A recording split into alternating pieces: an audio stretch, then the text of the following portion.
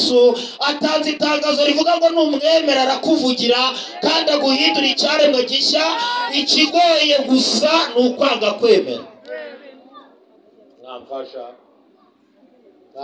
mwasayidire uwo mugaye arabagufunguza umuhaye atimana guhumugisha urakoze.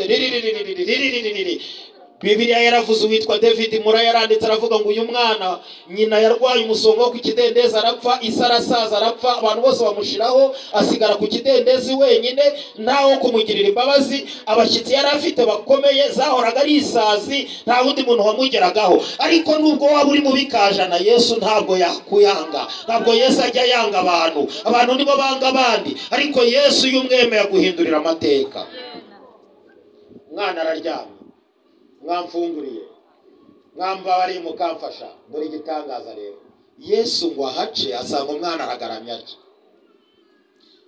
Wamfasha, wamfungurira, wamfasha. Yesu ngo ahagere ntiyavuga.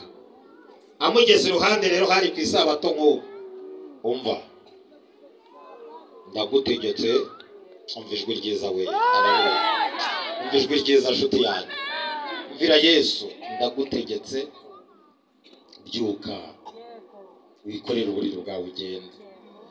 Uwabwira azi ikibazo afite, ariko ubwirwa ntiyizera gukira.